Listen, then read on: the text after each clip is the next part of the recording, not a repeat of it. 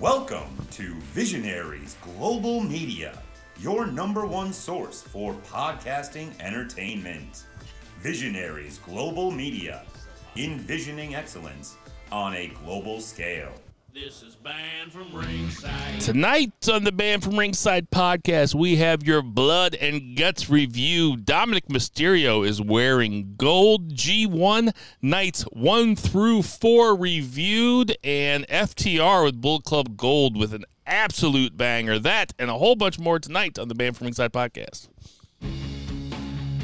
See? You got it. It's just like riding a bike. I didn't think I didn't have it. It's just a lot to talk about. Ditch that 9 to 5. It's time to feel alive. Hello, Marks. Welcome to the Band From Ringside podcast. As always, I'm your host, Bill Vagey, a.k.a. Crispin. What the fuck? And sitting directly across from me, we have Jason Cornelius Bell. What's going on, JCB? Yeah, I've been saying what the fuck a lot lately. That's well appropriate. Once again, Vice, kudos, tip to the hat, per usual. Great shit. What the fuck is right? I'll just leave it at that. On that lovely note, I'll ask the congregation to bow their heads as I read from the latest edition of the Band From Ringside podcast, volume 317, chapter 3, verse 14. And the good smart saying, hashtag Who the Heels. It's all good, baby. Listen, share, subscribe, repeat the holy trinity of BFR. Caught up with everything.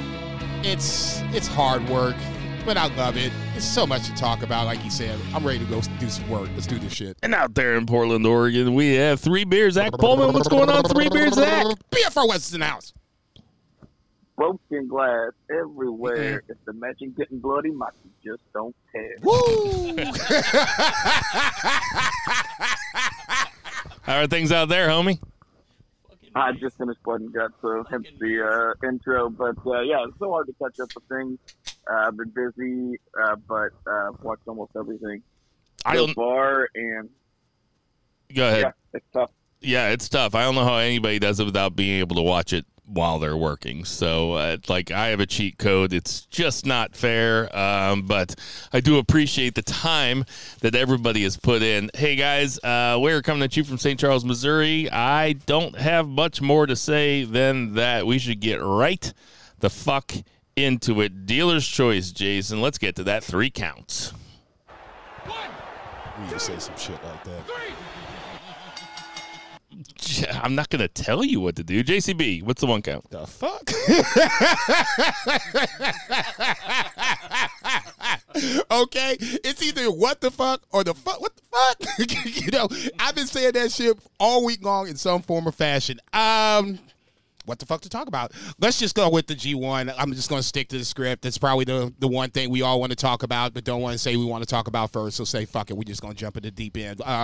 Nights 1 through 4. I don't know how you want to do this. You want to break it down by blocks? You want to break it down by individual wrestlers? I think we should break it down by nights. So let's just do it like this. Night 1, what stood out to you? 2 of the, I guess, the highest ranked, quote unquote, matches I have on my board so far. Tsuji versus Kaito Kiyomiya. Third from the last match, I thought that really stood out because it's 2 of the young guns, so to speak. Even though Kaito Kiyomiya is a 2-time GAC champion, he's still pretty young at like 26, 27, I believe. Neither here nor there. That's a match that stood out. Tai Chi, Will Ospreay. I thought, once again, Tai Chi has kind of stepped up to the plate where now feels a little more legitimate than he did a year ago. You know, he's kind of got the Shingo monkey off his back. He's KOPW champion. And now he has momentum kind of going. He's won that match against Will Ospreay. From that point, solid matches. The draw against with Renneria and Shota Umino, that was one match I was definitely looking forward for night 1. That ended up as a draw. No problem with that. This is going to be a chapter of a book for one of many chapters for this book. No problem with that. From there, I thought everything else was pretty solid. Hikuleo and Sonata as the main event, I thought was kind of underwhelming, especially when you had a bunch of solid matches and a couple of really good back-to-back matches with Tsuji and Kiyomiya. followed back behind that with Tai Chi and Will Ospreay. Hikuleo and Sonata was the main event at that point. No doubt who was going to win it. And then at that point, it kind of reminds me of why the fuck did Hikuleo beat Jay White to dismiss him from New Japan, but that's another story for another time. Zach, what stood out to you from night one? I love the draw. I mean, that's what we said with A Block, right? We really wanted to see these young lions go at it, and not to jump ahead, but it's pretty great that Ren Narita just is drawing everyone. I love that. They're just having absolute all-out wars. They're going 20 minutes.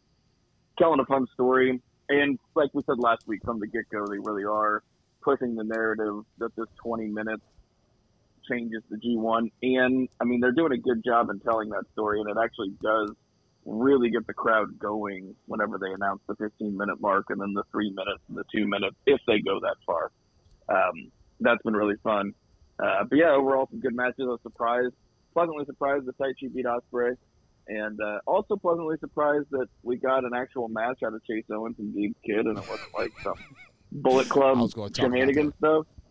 But yeah, it was a good opener. I mean, it's not like an all-time G1 evening, but it was very fun. And I was like, oh yeah, we're getting going. We're in the groove. That's what the G stands for in G1. Grooving, not really, but maybe. You said it. So yeah, I mean, the Umino Ren Narita match was my favorite of the night, followed by Tsuji and Kiyomiya.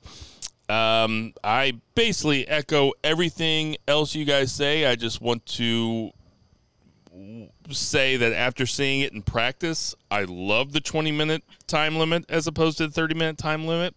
The 30-minute time limit, I think that the reason that some people were down on it is because, well, you can't have a match of the year contender that's only under 20 minutes. It's generally the way that a New Japan fan would think, is that if you really want to have an all-out classic, it's got to go 25, 26, 30 minutes, something like that. I will trade that just to know that when I'm watching an Evil match, that there's no way it's going to go 26 minutes. I know that motherfucker's done at 20. And I'm watching. Like you said, too, I watch a lot of these in the background, like when I'm doing computer work and stuff, or like around the house. And like, it's really nice to know that, all right, I can watch it if I have to leave the house or something. All right, I can get this match in because it's definitely going to be done in 20 minutes. And then I can get up and like do something else. Like, I really like the 20-minute thing. Yeah, I thought it was an odd decision. Just to mention something, I know that Chase Owens, Gabriel Kidd was mentioned. I thought it was odd that Chase Owens ended up going over. It's like if Gabriel Kidd does the jump start, beats the shit out of him before they even get into the ring, and then Chase Owens wins anyway. It's like, well, Gabe Kidd isn't to be taken seriously at all. What did you think he was supposed to be? I thought he might get some wins. I thought he might play into some finishes. I mean, but I think he still will. I just think this was a precursor of things to come, and not even more so, just not even that. It's a continuation, better choice of words, of what they've already did as a tag team. With the two matches with Bishamon, those two matches started outside of the ring. Anything under the card, 6-man, 8-man matches started outside of the ring. This is their theme. Fair enough. Him and Coughlin are doing both the same thing. Yes, they are trying to establish themselves as killers with basically no moral underpinnings to hold them down. Yeah, thank you. I don't want to have to say the negative, but man, Kenta Tangaloa are going to have some long fucking G1s, man. Those guys, that match kind of sucked. I'll go this far. There's been some stinkers. I'll give Tangaloa the pass. At least physically, he's not 100%. Yeah, then maybe he shouldn't be in the G1. I'm not going to disagree with that. Maybe Tom Lawler should be there. Tom Lawler's not in it, and I kind of thought that maybe Tom Lawler wasn't in it because maybe he couldn't. Maybe there were some booking issues, because booking a G1's got to be just a pain in the ass, right? Yeah, you got to be over there at least for a month. Tom Lawler wanted to be in the G1. They just left him out. I'm looking at some of these guys in here. I'm like, why the fuck isn't filthy Tom Lawler in here? But, I'm not worried about the people not at the party. I'm only worried about the people at the party. if we got to kick somebody out, then our question always is, who do we bring in? I don't have a problem with anybody, not saying you, but just anyone in general saying, oh, this person shouldn't be in. Okay, but then give me a solution versus just saying this person shouldn't be in. And you gave me the solution. I have no problem. No. We're going to have to pump the brakes on that. That's going to happen. I agree with Two Beer. That's going to happen down the line. Okay. Tom Lawler is the number one guy on the list that should be in this night. Well, just for night one, it sounds like we're all in agreement that our favorite two matches involved the Three Musketeers and the guy from Noah. I mean, that sounds like we're all on the same page. No, that's fair. What about night two? What stood out on night two? Tanahashi, ZSJ actually kind of stood out a little bit. We saw, to me, a different Tanahashi. It felt like more ground-based, trying to out-wrestle ZSJ. Ends up getting rolled up in a sneaky little pin.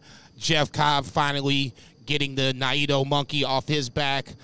He wins in the main event. I thought that was a really good way to establish Jeff Cobb. Like I said in the G1 preview last week, this was somebody that we didn't talk about, but 2 years ago, he and Okada were basically trading wins all the way through their block. Jeff Cobb stumbles once, but nonetheless, they were still at the very end. Jeff Cobb holds, I think, was like the most wins actually, Cobb went undefeated. Okada lost, but then Okada and Jeff Cobb met at the last night. Jeff Cobb loses. You get my point. This is somebody that I thought kind of went underneath the radar, and now beating Naito, somebody that I'm not going to say you, Zach, but other people have had said Naito is going to win this G1, and I thought that might have been a little bit of a stretch, just personally as the Naito fan, as the guy that's wearing the LIJ shirt. I have him winning this block. Obviously. They could end up telling a completely different story. They could. But they do like to have him lose at the beginning to pick up steam. Just for this night, I thought Jeff Cobb was the second big standout story. From there, Hanare coming out with new face paint, tribal face paint. I like the Kevin Kelly. Not a face paint. No, well, I'm sorry, face tattoo. I apologize. That's a tattoo, brother. He looks Kevin Kelly fucking mean. Kevin Kelly with the nice. And then he lost. Dude, that's the one thing I don't get. But we'll talk about that in a second. I'm not going to spoil it, but if you're going to have him come out like that and look like that, give that much a commitment against, if I'm not mistaken, Mikey Nichols. Mikey Nichols, he's got to win that. That's neither here nor there. Shingo, Eddie, I thought that was probably the match of the night. Solid night, too, all across the board. Finley beats Ishii, but, Ishii's not going to be a punk to nobody. He's going to make everybody work. Zach. Oh, man, Zach and Tanahashi could wrestle, like, every week. And I would just be like, somebody would be like, hey, they wrestle on Friday nights on YouTube. And, like, somebody's like, oh, what do you like to do on the weekends? It's like, well, every Friday I watch Zack Sabre Jr. and Hiroshi Tanahashi have a 15-minute match, and it's always awesome. So I would watch that. So that was my favorite match. But, yeah, Eddie and Shingo was good. Looks like they're going to play it back. Eddie says he wants him in AEW. I want him in AEW. That sounds fantastic. Aaron Narhe scared the hell out of me twice. Once with his face tattoo, and then second by getting dropped on his fucking head. Mm-hmm.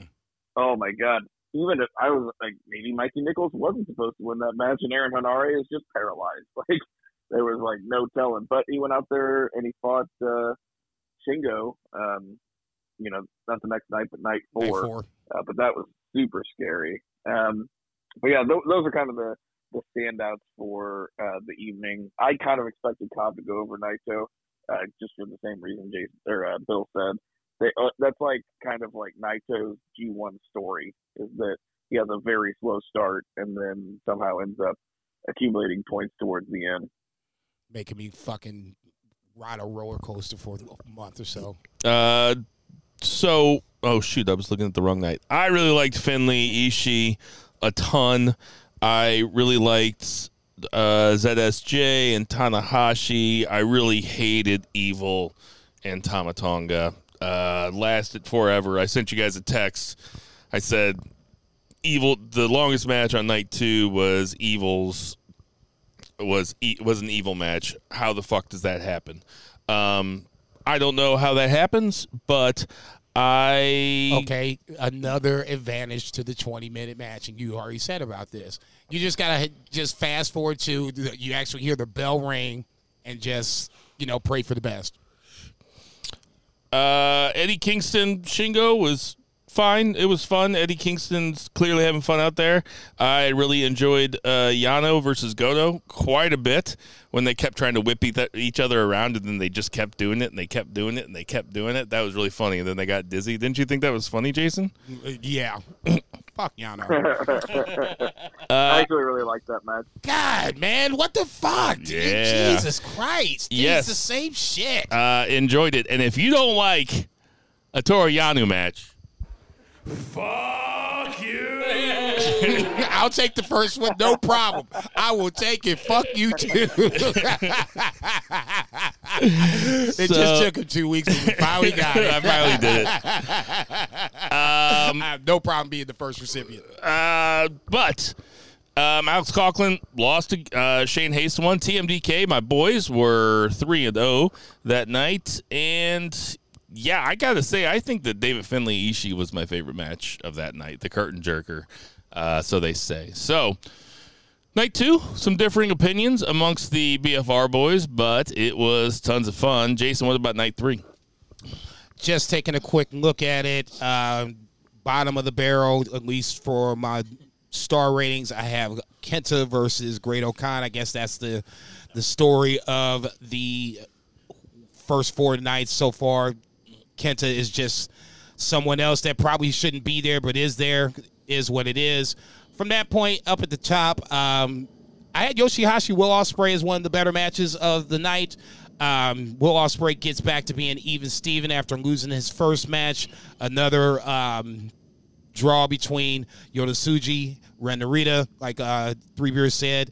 If right now, at least for the first 2 nights, Ren is just doing just enough not to win matches, and it's not his fault. He's come up against 2 guys that are probably going to be his foils for the next 5 to 10 years as long as they stay around with each other.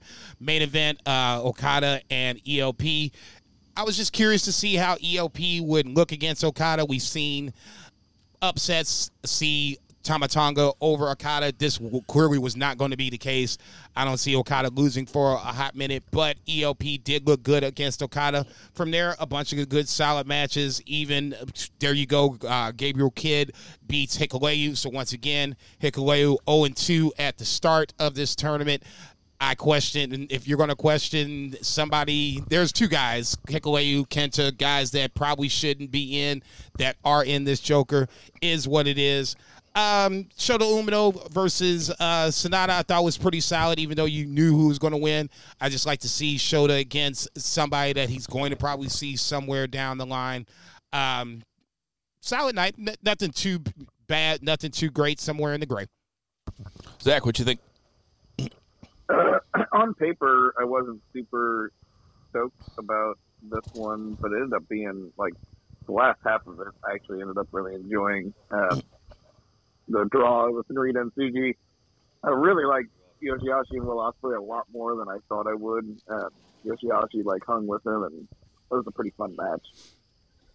Sonata and Shota Umino, I thought maybe there might be an upset here, but it wasn't. But Shota got a lot of offense on him. That was kind of the main story. Seemed like he kind of controlled the match. But Sonata beat him. And then Okada Phantasmo, on paper, I was like, these guys are both really good. I just kind of wondered how Phantasmo would do with him. And nothing really stood out to me though, but it was fun. So overall, I think probably Yoshihashi and Will was my favorite match. It actually kind of ended up being one of my favorite matches so far. Loved Yoshihashi and Bill. So Ren Narita and Yota Tsuji, I really did. I love Yoshihashi. I bet you did. Him and Big Bill Ospreay. Yeah.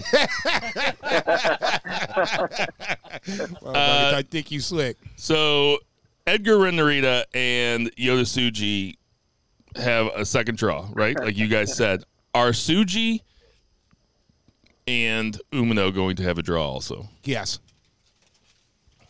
I think they all draw with each other. Nobody wins. That makes sense. Now that we've had two, that makes sense. I mean, that was the first thing I thought. I was like, oh, they're going to have all three of these guys draw each other. Yeah, which is fun. As it stands right now, Ren Narita is the only guy with two draws. Tsuji lost his opening match to Kiyomiya. Right. And then he drew against Ren Narita on night 3. I just expect them to just trade a point across the board. Everybody gets a point, but you see, like I said, the future of New Japan, at least for the next 2 to 3 years, I'll just go that conservatively with these three guys probably somewhere in that mix. Did any of the near falls in the Chase Owens-Kiyomiya match get you? No. Zach? In the Chase Owens-Kiyomiya match? Yeah. No, I expected Kiyomiya. I guess I was kind of catatonic last week when you guys were picking Kiyomiya. Like, I don't see them bringing in a Noah guy to. I totally do. Now, I can see him not getting out of the block, but I can see him beating Sonata and setting up an inter-promotion match. I would be stunned. Really? Do you want to make it? Do you want to make it your Stone Cold lead pipe of the G1? We haven't even put we did put something on that. I mean, this is for no points, and no points will be deducted for you. So do you just want to make it your Stone Cold lead pipe? I'll make it my Stone Cold lead pipe lock of the G1 tournament that Kaito Kiyomiya comes out of the A block. Like I said, he's probably going to be the runner-up behind Sonata. But I would be stunned if he did not come out of the block. Love seeing Taichi 2-0. That's cool to me. I would like to see Taichi do well in this tournament. I think that Taichi, we've said it before, but he's a guy that started off pretty low in my estimation and has consistently risen to now I look forward to every single one of his matches. No, it's on. Yeah. No, I used to just like him ironically because of his crazy entrance and the fact that he had Leo with him. He was like, I just ironically enjoyed, and now I'm just like unironically a Taichi fan. And he has a wireless mic on a mic stand, not connected to anything. Dude, it's so comedy. He's got the headphones on. I'm like, Jesus. I'm like, dude, he's got the headphones on, man. Take the headphones off. Come on, dude. Somebody get him. Marty still got the headphones on. His gimmick where he's pulling his pants off and midway through the match is so good. He's like a Phantom of the Magic Mike. I really like the story that they're telling with Phantasmo, where Phantasmo is trying to change his image. He wants to be a good guy. He wants the fans to like him. He wants his opponents to respect him. He's shaking Okada's hand before the match, and he's chanting Okada, but not in that Jay White kind of way, just to make fun of the fans. Like, it seems like he's like, hey, guys, we're here to have fun. Let's have a good competition. I like that. Let's see if it holds up. He might snap. He might not.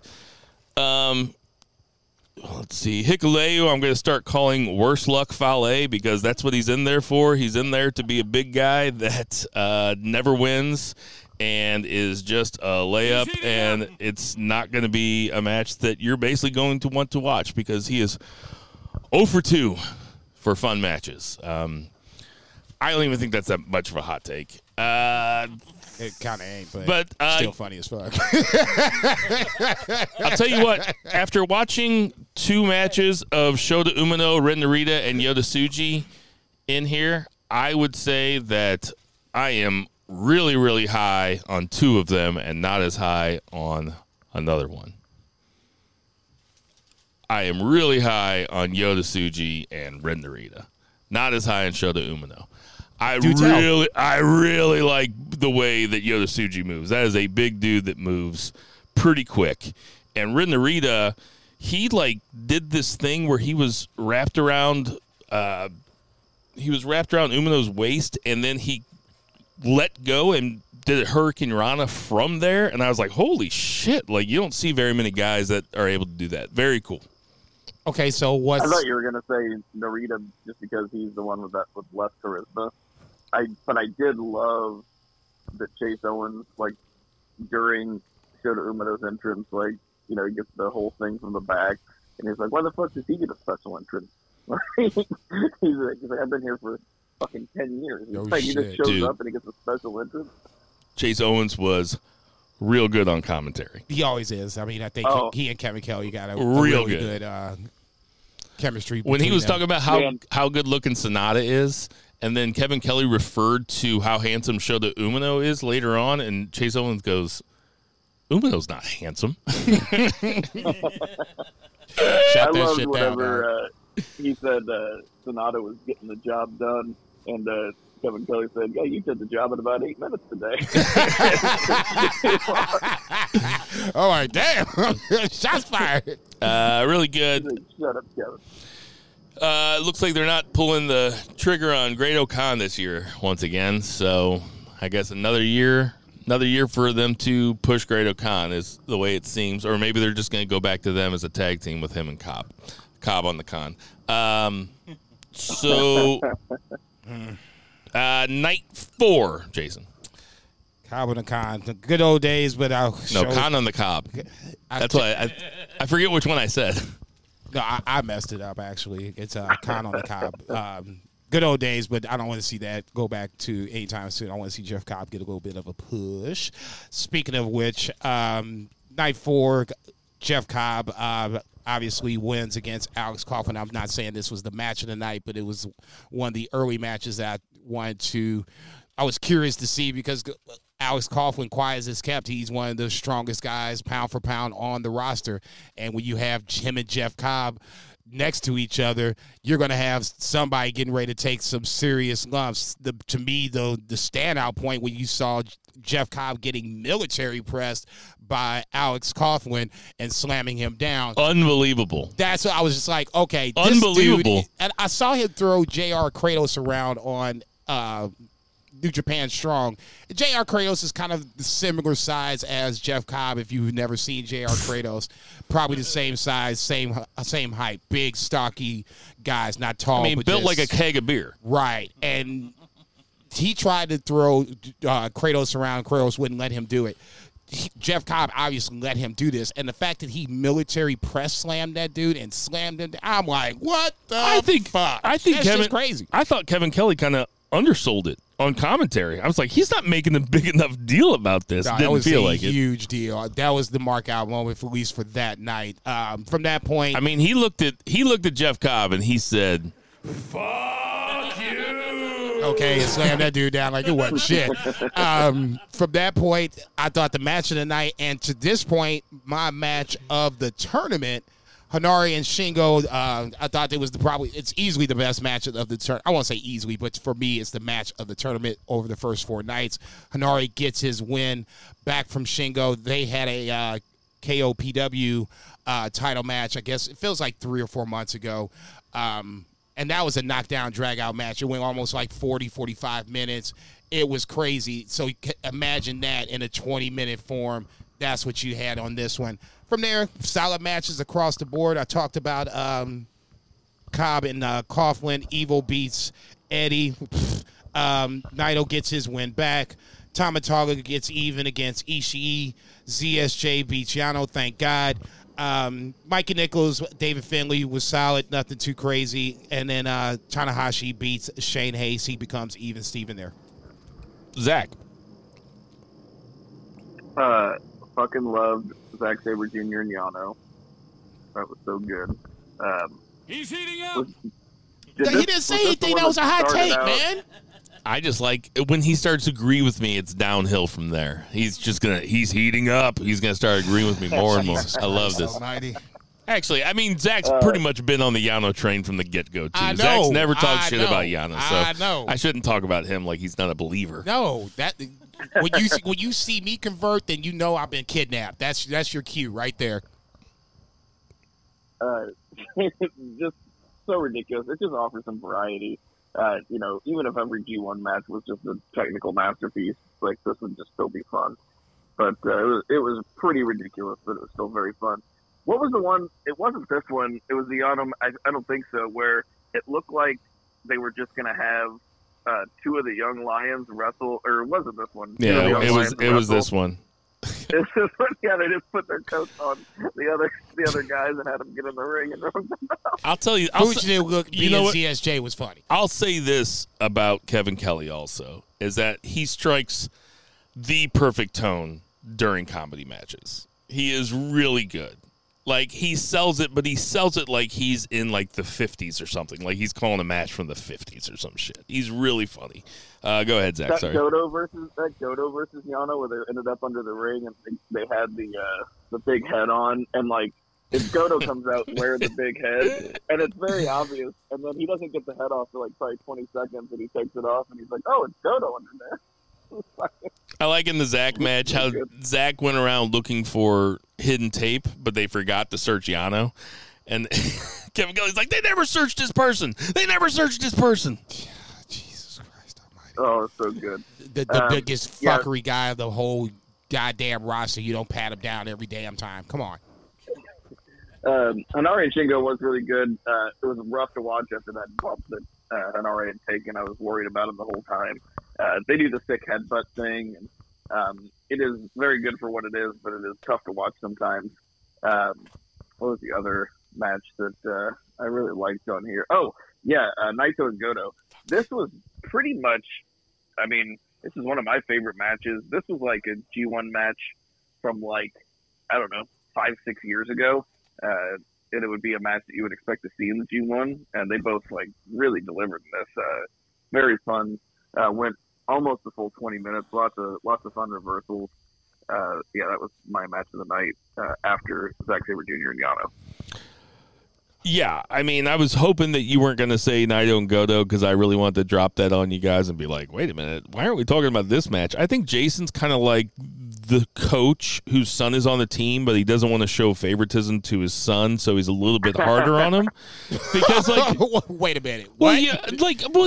you're the Naito guy, and I feel like you're a little reticent to compliment him too thoroughly, lest you be called a Naito mark, but you call yourself a Naito mark, so I don't know. I thought that Naito Goto was unbelievable. I had so much fun with it. I think that I'm just a Bishamon mark, but I really like them as singles guys, though, like a lot. Goto, and I said it, and I tweeted this after I watched the match. Goto, this is his time of the year. When a tournament comes around, especially, obviously, G1, he always seems to have really good, solid, good to great matches.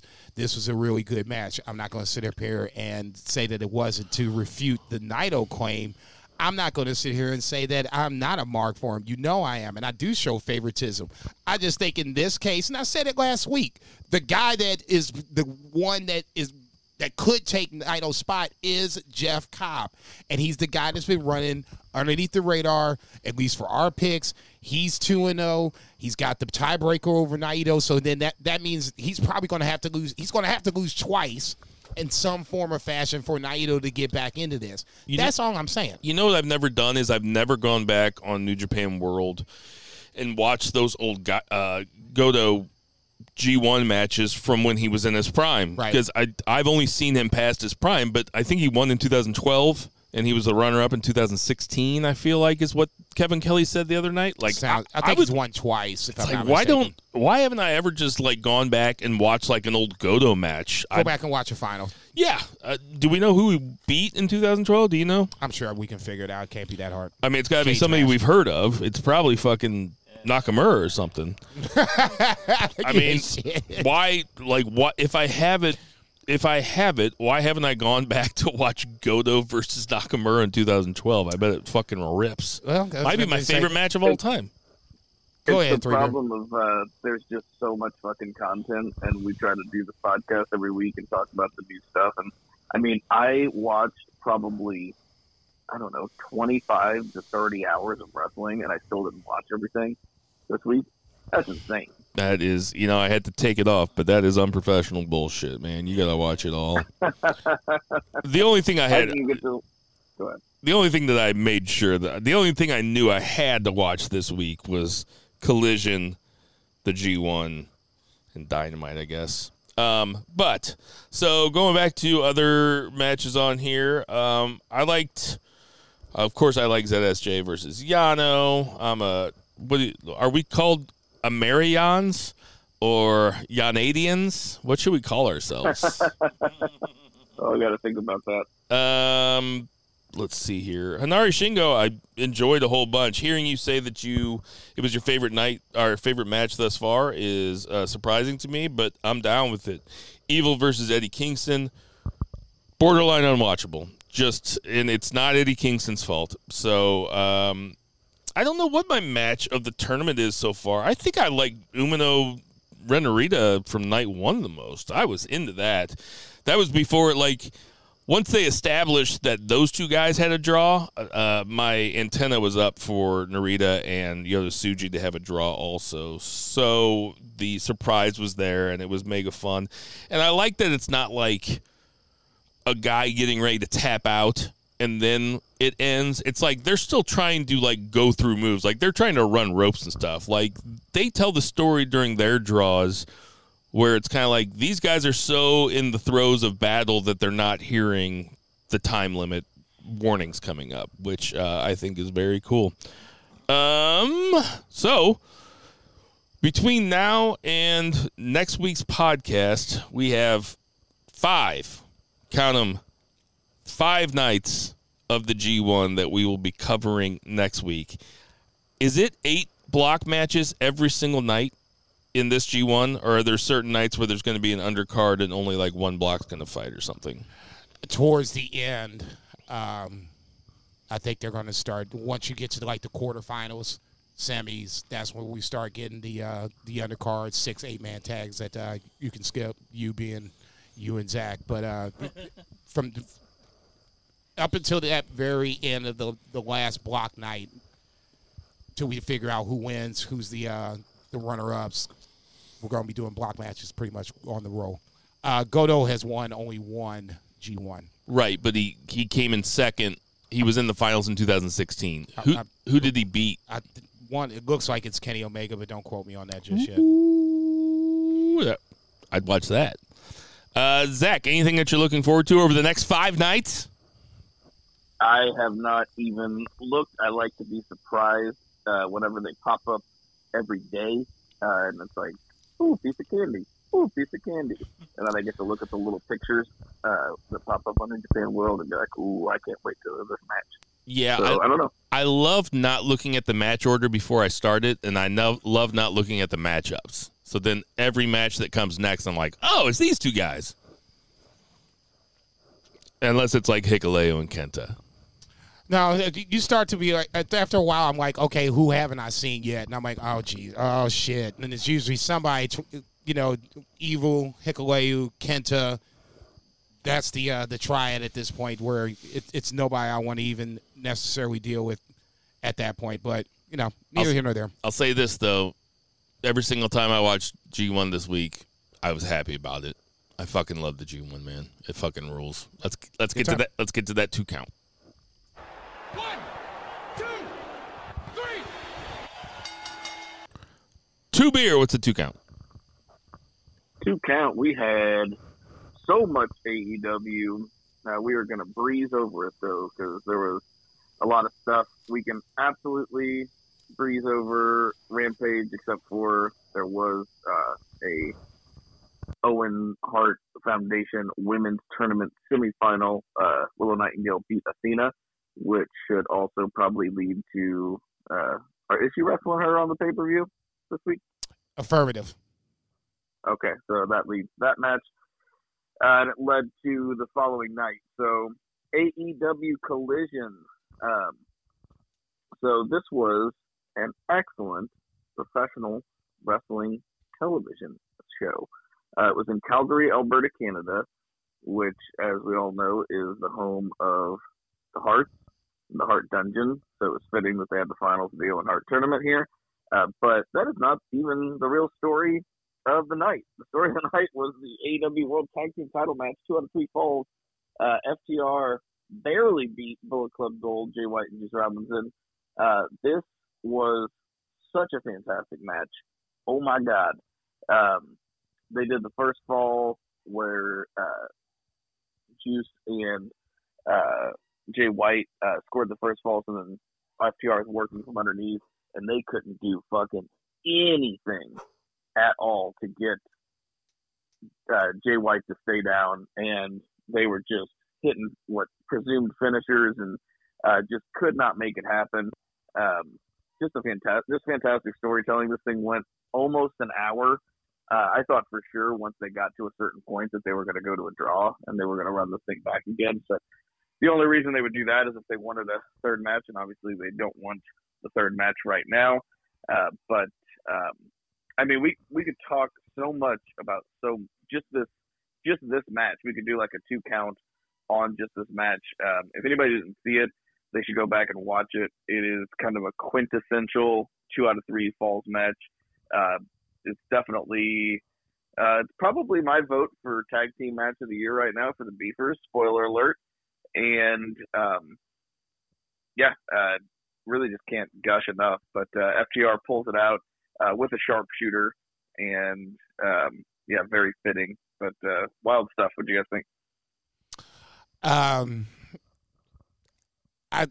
I'll go this far. I said it was my AEW tag team match of the year. I'll go that far. I think there's another 6 months to kind of flesh some things out. Aussie Open is coming back here in a little bit. Obviously, there'll be a death before Dishonor, but another story for another time. 2 out of 3 falls is something that, to me, can be hit or miss. I like it if you can get the 2 teams together that have a story to tell leading up to this point, and now you have a reason to do it. I don't like to do it just to do it. In this case, the build up to it felt like you had to have 2 out of 3 falls. They didn't have like a month, 2 month, 3 month long feud, but story being told. Bullet Club Gold beating FTR is kind of a big deal, especially when you have Jay White and Juice, to me, 2 relatively singles guys teaming up to arguably beat one of the best tag teams in the world. It's a big deal. So 2 out of 3 falls come out of it, and you get the 3 falls, but how they, I guess, walked us through the story, how we got the 3 falls, I thought that's what made this match come from good to great, from great to being, at least like I said, for me right now, it's the AEW tag team match of the year. People are saying that, Jay White is, finally arrived in AEW, and I guess that's something else to be talked about. For me, as a New Japan fan first, I don't think I know what he can do. It's not like he's arrived. I guess now people are seeing what I see already, so that's good in that light. FTR defending the titles is always good, dare I say great. We'll talk about them, obviously, here in a little bit down the line. But just for this match itself, once I saw this was the curtain jerker, I knew we were going at least 45, if not longer. Going 58 minutes, whatever Nigel McGuinness said, that's burning the candle to the very end. But they told the story where literally FTR had to pull this one out of their ass to make it happen. They wanted to give Bullet Club Gold love after the fact and shook their hands. Bullet Club Gold didn't. I like that. I wasn't a big fan of Bullet Club Gold to begin with, but now they've won me over as a team. I don't necessarily want to see them together long term, but they won me over for this run. I mean, tag team match of the year. What else would there be? I guess there would be a little Sammy and KO versus the Usos, maybe. Yeah, that's a totally different thing. Is it? Is it not a tag team? Yeah, it's a tag team match. I mean, this was way better than that. Okay. I mean, that's what I think. Anyway, I like that. Yes, I agree. I think. I mean, I love Sammy and KO versus the Usos, but I think this is a much better match. Okay. I loved it. I was rooting for Bullet Club Gold, but I mean, Jason said it right. Like 2 out of 3 falls, they can really fuck them up. Somebody rolls them up, and sorry, I was writing down stuff for predictions later, so you might have said this, but like sometimes they just roll them up in the first minute, and it's like, well, wait a minute, like that would never happen. And if it happened, not in a 2 out of 3 falls match, it would be a huge upset or a huge shocker or something. It seems to never be a shocker. And then sometimes they go the other way with, remember Dolph Ziggler versus Seth Rollins when they did a 30-minute Iron Man match and it was 7-5? Yeah. It's like sometimes they just, I don't know. But 2 out of 3 falls matches when they're good, like this one, like Gargano Cole at NXT WrestleMania, whatever it was called, like, that shit fucking rules. I mean, the one they had with the Briscoes also ruled. This match was Revival DIY. Yes. Yeah, that's what this reminded me of. I think this match was as good as all but I forget which Briscoe match I liked the most with FTR. Anyway, this match ruled. I loved it. Yeah. Great crowd. Great announcing on it, too. It was fucking fun. No, it was a hot crowd for sure, from start to finish, and that's. You didn't have a lot of matches, but the matches you got. Man, not to get ahead of ourselves, but the Monday Night Raw crowd was super fucking hot too, man. But yeah, what's next, Zach? N-word. No, I can say it, nigga. Forgot I could say it. When Jason reminds me that he's allowed to say it and I'm not. Fuck you!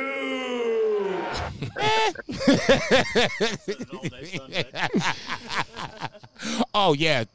Thank you for reminding me again, Bo. Quick shout out to Joey. Thanks for having us for the Fight for Allison charity event. If you didn't come out, shame on you. I got 3 bobbleheads out of it. Bo got some charity gifts out of it. It was a good time, great event. Missed it. Sorry. If you missed it, sorry, not sorry. Zach, what was next? Willow Nightingale beat Ruby Soho. Typical, Outsiders, or what are they called? Is it Outsiders? No, they're ripping off the Outsiders. The Outcast. Typical Outcast shenanigans. But Willow overcame them, and she won the tournament. So good for her. I think that's a nice little bonus for Willow Nightingale. You know, they're giving her some stuff. So I'm down for it. Not really much else to say about this. If you guys have anything to say. Nope. No, I'll just jump in on this. They got the Outcasts out of the way, so I mean, it became a singles match. So at that point, it was a coin flip. If the Outcast stayed, obviously, I think Ruby Soho goes over. For Ricky Starks, spoiler alert, and for Willow Nightingale, winning this is good. How we catapult them from this is the question. Yeah, so maybe she wins the title on Friday. Maybe not. Maybe she be Willow 2 belt for a minute, but we'll see how it goes. Then next thing of note is Ricky Starks beat CM Punk. This match was, I don't know if it's a hot take, kind of boring. The FTR and Bullet Club Gold match was 58 minutes. That felt like 20. Like, I was just like, holy shit, they're 58 minutes. This thing is, like, engrossing me. This thing was probably 20 minutes. It felt like 45. My wife, like, I'm watching it laying in bed, and my wife likes to comment on CM Punk, and she knows that I'm annoyed by him, like, as a person. So she'll be like, oh, CM Punk looks kind of cute tonight. And I'm just like, I fucking hate you. But she's just like, she even rolled over. She's like, this match is still going on. I'm like, yeah. And anyway, the crowd was pretty split with these guys. But the real big story is Ricky Starks doing what seemed to be a total heel turn. He grabs the ropes to pin CM Punk. Kind of an upset. I said it last week, though. I was just a little self-pat on the back, a little self-high-five DDT style. But he wins, celebrates, goes up the ramp, and just the biggest heel move I've ever seen. Just rips the trophy out of Jushin Thunder Liger's hands and doesn't even acknowledge him at all. Jushin Liger flies all the way from Japan to Calgary, Alberta, Canada, puts on the whole suit. He's not even just wearing the mask. Like, he does commentary, he's just wearing the mask. He's got the whole fucking suit on, standing there with the trophy, ready to present it, and he just tears it out of his fucking hands and walks away. Oh, God, that killed me. Shit. But that ended the show. Jason, what are your thoughts on Ricky Starks beating CM Punk? Oh, man, I agree with you, 3Beer. That popped me so hard. I was just like, dude, he's stepping. He's leaving it out there like it's a crime scene. Give me this shit. I'm chucking the deuce. I'm leaving you jokers here to figure this shit out. I don't agree with 2Beer on the fact that it was a long match. I just thought that it was telling a story where finally Ricky Starks was like, you know what? Fuck this dude. You know, I'm sick of him trying to show me up early in the match where CM Punk held the rope up or whatever, you know, always feeling like Ricky Starks was an underdog coming in this match, and he was the underdog coming in this match. Let's not fool ourselves. I didn't think the match was that bad. Nowhere near it. I thought it was actually pretty good. All in all, I thought it gave Ricky Starks a little bit more hope because CM Punk doesn't need this. Ricky Starks needs this. Powerhouse Hobbs needs this. CM Punk was the guy to get them over. To me, it might have made more sense where it was Hobbs and Starks, maybe not, but they're on the same side, so they have to eliminate each other. I don't know. I didn't think the match was that bad. I'm happy that Ricky Starks won it. Like I said, the trepidation for me and for Willow is what's next. Oh, the Owen Hart tournament is only 2 years in, and you had established people win last year in Brett and Adam Cole, baby. So you really didn't have to do that much with them. They were already, they've got theirs. They're over. Now you have to figure out how do you get these two over. I think I said this last week. It's like there's no point of CM Punk winning the Owen Hart Invitational. It should be a younger guy. I really like the story that they told. Cheating against CM Punk ain't really cheating in my eyes. Like, go ahead and fucking use the ropes if you want to, guy. I don't want him to win. I don't care if it's kayfabe style or if it's shoot style. I just don't want him to win. So that's kind of where I'm at right now. It's not go away heat, but it kind of borders on. I fluctuate. I fluctuate with it. Did you like the match? I guess there's the question. Yeah, you know what else my wife does that really annoys me? What's that? She'll be like, "Oh, you don't like him? He's a heel." She's like, she's like, "You're just getting work." I'm like, "Don't try to fucking talk to me about that." Like, she tries to tell me that I'm getting work, and I'm just like, "No, actually, Tara, he's a fucking baby face right now." She's like, "Well, how do you know?" So shut the fuck up. Yeah, Tara, he's a baby face, so maybe you should Grow the fuck up! Oh, no. I'm about to say, unprofessional bullshit is now gone. That hurts. I love unprofessional bullshit. It needs to come back at some point. So, yes, we got to get rid of one of them, but I can't get rid of he's heating up. If I get rid of grow the fuck up, we lose it forever because I'm never going back to find it. That's why I'm kind of reticent to get rid of it, just because I like it. No. True that. I was about to say because that's you. Because once that's gone, that's me saying it. Yeah, I can't recreate it. Like my voice crack. You gotta go. You gotta. We'd have to do it. That was the end. That was at the end of the Royal Rumble rant. Oh yeah. That's at the end of that Royal one. Rumble. Yeah. See, okay, I probably could find it. Yeah. Now as we said it, I mean. I'll never find it again. Yeah, right. Just give me a mic. So. Just give me a mic. I'll say unprofessional bullshit. Okay. So. What was I talking about? Oh yeah, I'm glad Ricky Starks won. If it starts a heel turn, good. Like, oh, it's a heel turn. Okay, you don't good. snatch up the trophy from Jushin Thunder Liger and keep it moving and not shake hands, and that's not a heel turn. Ricky Starks should walk around with Powerhouse Hobbs as his heater. It's not as a tag team. Powerhouse Hobbs is his heater. No. Either they're together or I want to keep them separate. Because they're now both heels. So they can run together if they want to. But if they're not together, I want them separate from each other. One could be chasing the TNT title, the other can chase the heavyweight title. I don't care. If you don't have them together, then just keep them separate. That's just me. What was next, Zach? All right. So we had a rather uneventful Battle of the Belts as per usual. I'll just run down the what happened. Orange Cassidy beat Lance Archer via countout. So kind of a flat finish, but I didn't really mind, just in the sense that occasionally you got to do shit like this. But I don't know if the execution was there. I don't mind the countout finish, but this just the way that it happened seemed kind of flat.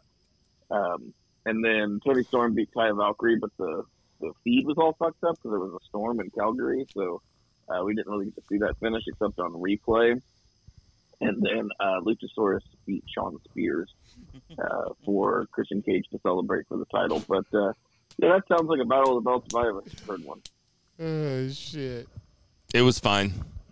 I actually had it on my television while I had Collision on my iPad, and I was standing in my kitchen working, standing up, facing the TV, so I watched them both at the same time. That's the kind of dedication I have to our listeners. Jeez Louise, I was going to say, I'll just stay up late. Fuck it. This Red Bull is still going. You know, I'm still away from work. Nothing to be said. I'm just not a huge fan of the count-out victory. I think, you know, it's supposed to, quote-unquote, protect Lance Archer. I don't think it does much with that. Taya Valkyrie takes another L. She shouldn't be getting near a title match anytime soon. And this is from a person that likes Taya Valkyrie. And then the main event, like Three Beers said, it was the Christian Cage show. And, it, you know, I don't even remember much about the match. I just remember Christian Cage just quick to take that scrap and was just like, you know what, this is my shit. Okay, he Debo. Okay, I'm taking this shit. This is my title. When somebody's got to wrestle, you get your big ass in there. Outside of that, this is my title. So this is the Christian Cage show, as far as I'm concerned. This is the best type of Christian, though, like the over the top, like just shit heel. This is the best. He could do this for another 20 years. He's so good at it, man. See, this is that. Listen, and I hate to always, you know, they're always going to be compared to each other, and I hate to disparage Edge anymore. But that's the kind of. I'm glad you threw that out there. Anymore. That type of comedy is a gear that Edge just doesn't have, if you ask me. Jesus. Wow. What the fuck? Man, yes. See, that's what I'm saying. Yes. That's what I'm saying. Thank you. It wasn't even like I meant to say it. It's just like that is my first knee-jerk reaction. What the? I mean, okay, man. All right. I'm not going to drag us down into the Edge and Christian minutia. Well covered on this pod. Been there, done that. I'm Team Edge. You guys can be Team Christian. Who is funnier? Oh, dude, are you kidding me right now? Really? We're going to have this conversation? Yeah, who's funnier? I think Edge is funnier, hands down. Easily. That. Like laughing at him. Oh, this one. You guys, like, he's not funny at all. Whatever. Kurt Angle, okay? Kurt Angle's fucking funny. Okay, You Suck doesn't start without one person, and that was Edge. What did you say? You Suck, You Suck chant doesn't start without one person. Yeah, that's Edge. Okay, that's his greatest gift. I think it's a gift that keeps on giving. When you see Kurt Angle, it's not like we hummed the song. Okay, I just think that Christian's funnier. I think it's really obvious, but I mean, that's okay. We can disagree. I mean, we can disagree, but fuck you. You know what? You got one more time to be saying fuck you to me. You better make this one count. All right, what was next? All right, next we had Dynamite, and again, there isn't a ton because we had another 1 hour match that took up the majority of the show. So opened up with the death of Jungle Boy. So he is dead and buried somewhere in a desert, maybe like outside of Hollywood, because he looks like a Hollywood Hogan type. I guess he's like Hollywood Jack Perry now. Which makes sense. His dad is Luke Perry, or was, rather. Sorry. But he ends up coming out to Beethoven's Fifth Symphony, which I fucking love. I was like, what the fuck? Thank you. That was great. And he beat Hook for the FTW title. So Hook was undefeated. And what is he, like the sixth person to hold this FTW title? I don't know what that really means, but I don't know what the title really means. That's right. Doesn't mean anything. But it was a thing that happened, and I think for a guy who's probably never been a heel his entire life, he did a pretty good job. I think more to me, it wasn't even the title change. It was the fact that Hook stayed undefeated, and now he's not undefeated anymore. The title is what it is. It's a symbol of Taz's past. Taz was, I would just say at work, Taz was upset after the match because Jack Perry won this match or whatever the case may be. So it's a link to that because obviously Taz has an emotional connection to this. His son had it now. His son has lost it to somebody that did him dirty. So, yeah, I appreciate the fact that Taz at least has the emotional attachment to it. To me, it was about Hook no longer being undefeated. Go ahead. Yeah, what about, like, the commission at the promotion that backs and certifies the FTW title? What about them? Well, that's how you roll the dice sometimes. I mean, oh, there isn't one? You mean it's just a made-up belt that Taz started wearing? Like your cousin who's a little touched? We did cardboard, so, that was just us. But another story for another time. I get what you're saying. And he gave it to his kid. I'm not disagreeing with you, okay? I'm just saying that in this scenario, to me, it was more about Hook losing the undefeated streak versus the FTW title. To me, it is what it is. Now you can have a little angle with that, have Hook be in chase mode, yada, yada, yada. More about Jack Perry than anything else. Yeah, I'll say this. I like the match, and it was my favorite Hook match thus far, by far. And I am into this Jack Perry as a heel character. Yeah, I want to see where it goes. Yeah, and I think that he's really feeling his oats. I think he's having fun with it, which is good to see. I like the burial of Jungle Boy. Would it be too much that for was him? Perfect. Would it be too much for him to come out to 90210 music? I think that would be a push. I think that's God, that would be so push. heelish, though. He was called Hollywood Jack Perry. I think that would be a little bit of a push. No, if you want to call him Beverly Hills Jack Perry, then that's when you pull out the 90210. That's what he should call himself. Like I said, I don't mind it, but that's just me. I ain't got nothing to do with it. I'm gonna sit back and laugh regardless. He should have a submission move called the Beverly Hills 90210 hold. Ooh. Well played. I wasn't sure where you was going with it, but I was like, ooh, this is gonna be good. Well played. Go ahead, Three Beard. Dude, what's next? That's good stuff.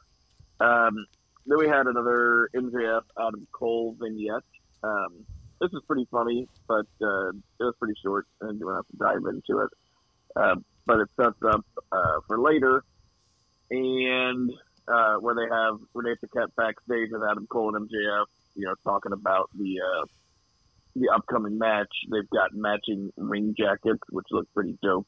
And as they come out, MJF does the thing where he says, "Cut my music," and he points to the back like Scott Hall for Adam Cole to come out, but then his music starts up, or what he thinks is his music starts up, and it turns out that Adam Cole had someone mash up their two themes, and it was kind of a banger. MJF's music's so douchey, and Adam Cole's music is so cool that it actually just really worked out pretty well. But they come out, they have the match, they win with a double clothesline. The crowd goes nuts. And then kind of the big story afterwards is Adam Cole goes to hand MJF his belt, and MJF catches him looking at it like a little bit too long. So they're kind of teasing this idea of a split. But, of course, Daniel Garcia and Sammy Guevara, they came out with a fun entrance as well, where they did some dance moves, and Garcia stuck his head between Sammy Guevara's legs. It was a little silly, but... Dude, I'll tell you what, you're not allowed to call yourself Spanish God if that's how you dance. Dude, sorry, Sammy Guevara. Painful to watch. Horrible. Oh, my God. Come on, dude. That motherfucker ain't doing the flamenco. No, not even close.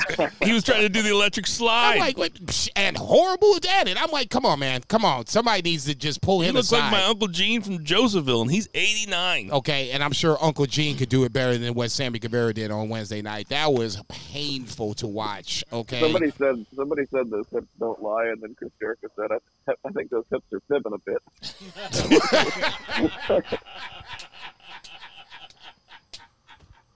That's really They good. ended up ended up walking past him without even looking at him whenever he went out to console them after he was on commentary. So that's kind of the story there. Is kind of a continued breakup of the Jericho Appreciation Society. So overall, that's typical expected result. And we're going to get next week on Collision, MJF and Adam Cole versus FTR. And early predictions, guys. You think they win the belt? No. I'm going to go with a hard maybe.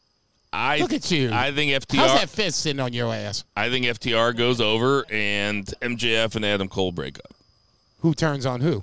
I think MJF turns on Cole. I agree with you. But, I mean, that seems to be kind of obvious right now, right? I mean, with the look that MJF... By the way, this match was cool. They did a lot of good storytelling in the post-match that didn't seem like it was jammed in there. Didn't seem like they crammed too much in one space. It all made sense. Yeah. Everything that happened there, I really liked the young guys going past Jericho. I really liked the interaction with Cole and MJF in the ring, and it all made sense, and I'm curious as to where it's going next. It's also like Don Callis is somewhere in it, too. It's like... Dare I say, it's like sometimes back in the Attitude Era when it was really clicking where like everybody touched everybody just a little, like there was like a chain going through the entire show where everybody was kind of connected. And that's what it feels like right now. I mean, AEW's in a good place. No, I agree with that. Just for this particular match,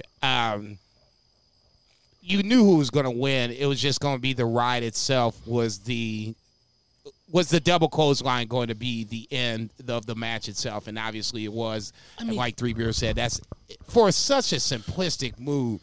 They got that crowd just losing their goddamn minds. It was ridiculous. I mean, I know I always say it, but like, look at the week of televised AEW we had this week. When we started this podcast, it was Raw and SmackDown.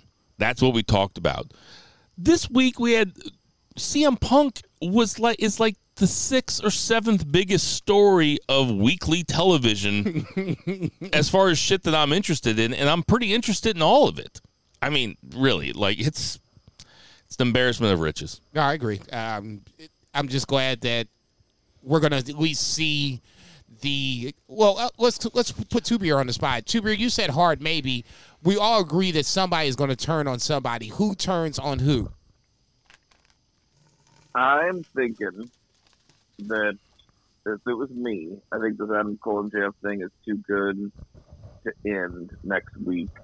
I would have them beat FTR, and you might even take it to Wembley Stadium and have them, because they already sold 70,000 tickets. Like, you don't need like a World Heavyweight title match. Do them as like one of the main or semi-main or something, because you're probably going to have like a big Omega match to be like the big headliner anyway, or Okada Danielson again or something like that. So you don't really need MJF in a singles match. Just carry it on into Wembley and maybe lose there or something. I don't know, but at the end of the day, I still think it's MJF turning on Cole. I would like to see it the other way around, but I don't actually see that. AEW is not going to play Wembley Stadium and not have their heavyweight championship defended. There is just no way. And that's where MJF and Adam Cole come in, and that's the Wembley, I would assume, main event. I think that is the Wembley match. I think that's the title match. I don't know if it's the main event. It's the title match, though. What's bigger than... That's what we've kind of been expecting. I'm just saying, like, you already sold the ticket. I know... Right? You ain't shit. But, I get it. I mean... So how many tickets we sold? Okay, now we gonna switch this shit up. Fuck it. It's rough for, it's going good. So I wouldn't mind seeing a little bit more of it. But I'm with you. Realistically, that's probably what's going to happen. All right, what was next? What was it? Blood and Guts. That's probably the next thing, yeah. So this was certainly a Blood and Guts match. Pretty wild. There was some really just crazy stuff, some really fun stuff.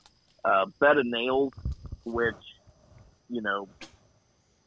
seems like, it's like an old carnival thing, right? You lay on the bed of nails, but, because of, just the nature of physics, you don't actually, go through them, or they don't go through you, rather, because you're spread out and, the weight's spread out.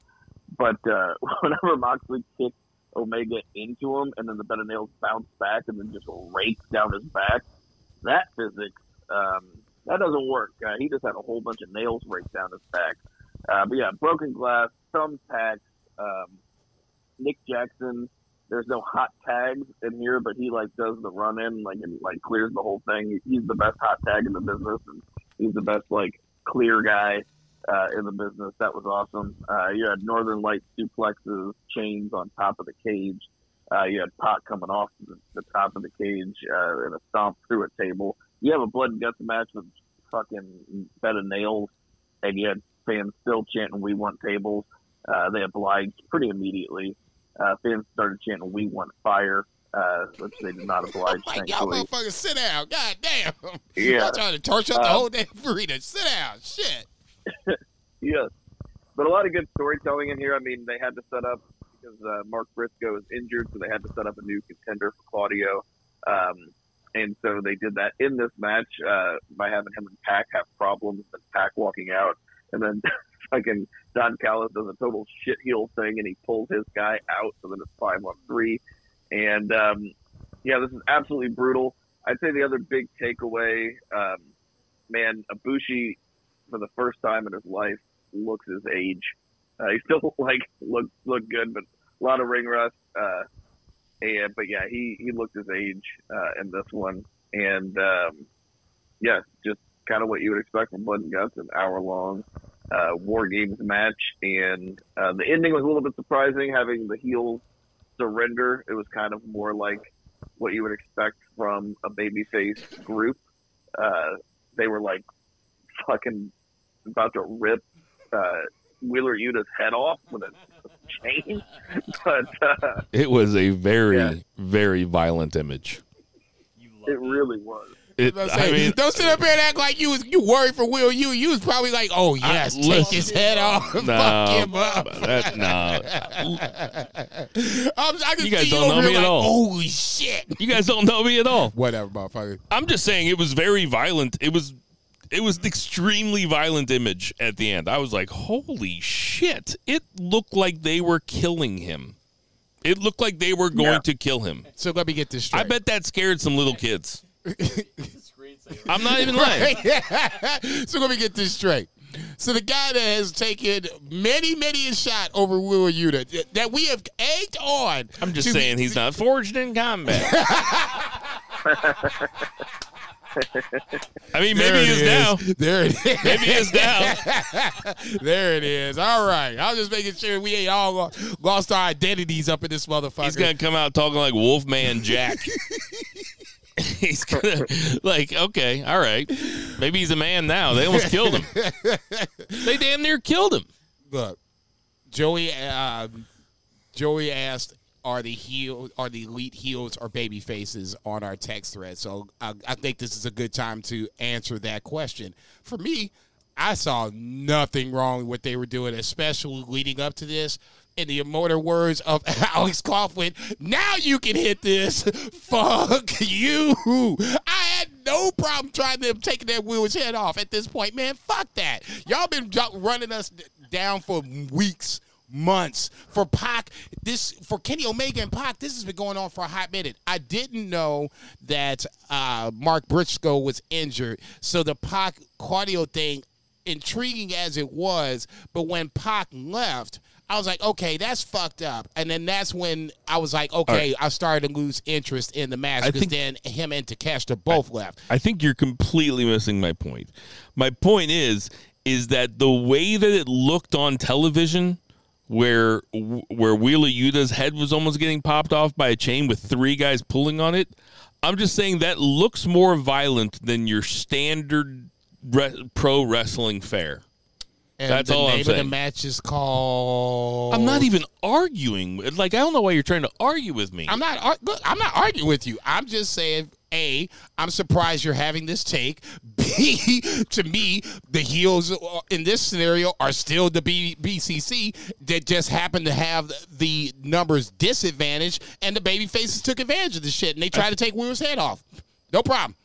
I think you're talking kayfabe though. I'm not talking kayfabe. All right. Anyway, I thought that in kayfabe style, Don Callis coming and a lot of times Damn. People leave their starters in way too long. I appreciate Don Callis pulling his pitcher.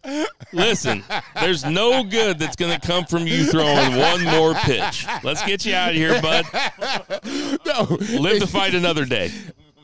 Like I said, when I saw it, and this is me just watching it, not knowing anything about Mark Briscoe, that's when I started to be like, okay, I'm getting pissed because now you see who's going to win. Now, looking back upon this, hearing this now, it totally makes sense, and I'm down for it. Cardio and Pac is going to be a great match. I see why they have him clip out. What did you think of the match? What did you think about the way that Ibushi looked? Because Zach said he finally looks his age. Somebody else said this to me on Twitter. He was like, Ibushi looked horrible. If this was someone's first time looking at Ibushi, they're going to be disappointed. He should have a one-on-one standout match. No, he really shouldn't, because if this is the way he is, he has wing rust, he has extra weight on him, you need to keep him hidden in this scenario so that way he doesn't stand out. If you had him and Jon Moxley in a match right now, solo dolo, and the way Three Beer is talking, that's not going to be a match that we want to see. Ultimately, we're going to get to this match. They had him in the spot where they could protect him. You could introduce him to those who clearly don't know who Kota Ibushi is, because there's people who don't that have been living on the rock for the last decade, neither here nor there. Now you can introduce him slowly but surely. For this scenario, I thought he was fine. I did not think he was going to come out and be Kota Ibushi that won back-to-back G1s. We haven't really seen him wrestle, so he's going to be slow, and he's going to have that extra weight. He's going to have to work himself into ring shape, and the only way you do that is to have matches. I think when Zach said that he looks his age, I think he's talking about his face. Because that dude needs a facelift. His just skin used to be so taut around those perfect cheekbones, that perfect bone structure, It's just sagging just a little bit. Just get that shit pulled back up, man. Horny Thursday. I'm saying, yeah, he looks his age. I agree with Zach. Listen, there's no way that Ibushi was going to come in and please anybody. It was all for those of us that have watched him in G1s and watched him have, ring classics. There was no way he was going to come in and do anything in a match like this that was going to be for us to be able to look at him and be like, see, that's what we were talking about. And you can't introduce him in a one-on-one match because he, like Zach said, he probably has some ring rust. And also, I think that there's a bit of fatigue with casual watchers, probably some of our listeners. I'm not going to criticize anybody for not knowing Ibushi. That's what you got us for, guys. We're here to fill you in on stuff. Ibushi rules, but for those that had never seen him, they're probably like, man, they're introducing another guy. Here comes another guy. Right. The only person that could live up to anything would have to be like, if they would have had Vikingo in a spot like this, and Vikingo comes out and starts doing his fucking 640s off the middle rope and landing on dudes outside of the ring and shit like that, and him doing like inverted gainer plexes and whatever, it's like he could probably blow you off the map. If anybody had never seen it before. Like that first match I watched him with after I talked a bunch of shit. And it was, like it was him versus Phoenix, and I was like, oh, what the fuck? It was cool seeing Ibushi on American television, though. It was cool that he got a big spot. He did the Jeff Hardy thing where he didn't run down to the ring when his guys needed him. He just kind of walked out and kind of took his time. Don't you worry about it, fellas. I'll be there in a second. Remember that one time Jeff Hardy came back and he just danced down the ring? I'm like, dude, your brother's getting worse. Yeah. Get your ass down there. So he's got a knife to Matt's throat. Right? So I say, hang on. Let me get everybody to All right. So Jeff Hardy's back, baby. So next week is MJF and Adam Cole versus FTR? Yeah, Collision. Three Beers said that. That should be. So that's. I would assume that's the main event. So that's 3 nights from tonight. 2 nights from tonight. Yeah. Oh, fuck. Okay. All right. Anything else to say about AEW? Actually, yeah, one. I gotta say this because Sharif sent me this via Facebook Messenger. This Britt Baker, Kayla Sparks match, 66 seconds. It just reaffirms what I said at this point. Let's not fuck around. If you're gonna have matches like this, let's not even have a women's division. I mean, let's just do it. You know, don't throw shit out there just because you have to throw it out there. If Tony Khan's this big, smart businessman, let's not waste everybody else's time and your money on a division that you don't care about. Just end it. Tony Storm can find work elsewhere. Everybody else will be fine. Let's just move along because at this point, this is just ridiculous. Yeah, I don't necessarily agree with that. I mean, you said you didn't care. And Zach said in the same comment that the general public really doesn't care about women's wrestling on the American side. We're not talking about Stardom or anything like that. We're talking AEW. We're talking WWE. More specifically, in this case, we're talking AEW. You both kind of just dismissed the shit that I said 2 weeks ago and basically was like, you know what? Nobody really cares about women's wrestling. We can move on from this. So let's just move on. Well, I mean, I like Ruby Soho versus Willow Nightingale. Okay. I kind of making my point. But I like Willow Nightingale versus Julia. I like Britt Baker. Just put her in a story that's just not catty chicks. I'm not saying get rid of the whole division. Okay. Clearly now you're kind of coming back from the statement 2 weeks ago, but that's okay.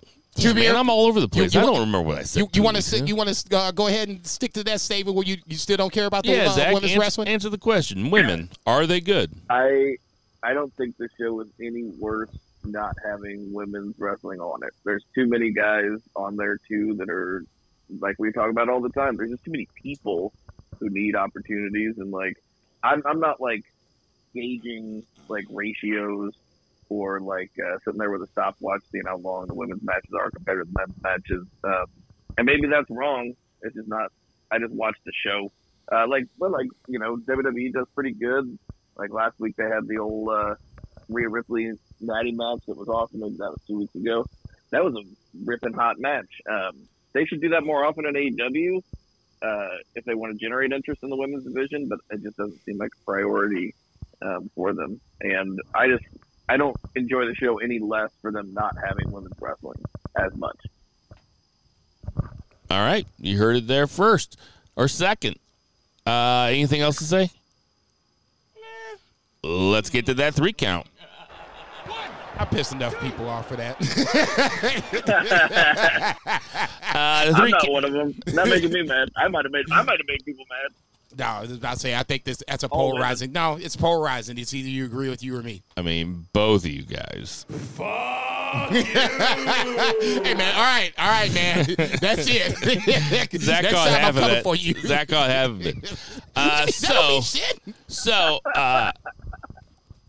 let's talk about WWE. And I think the big news this week is WWE Dom in NXT wins the North American Championship from Wes Lee. Jason, did you see the match? What do you think about the title change? I did see the match. I saw it this morning/afternoon. I think it was this morning. It doesn't matter. I was genuinely surprised. I called on spoilers, so I knew what was going to happen. But even still, just watching it unfold, it's classic Judgment Day, and that's what I was looking for. How was it going to happen? And Dominic wins in classic chicken shit Dominic heel fashion. Everybody else does a distraction. Rio hits Wesley with the belt, and now you get the pin.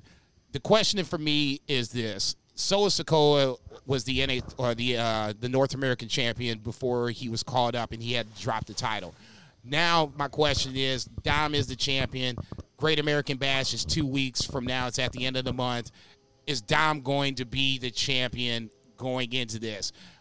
That's the only thing. Outside of that, you know me. I love the fact that Dominic Mysterio has a title.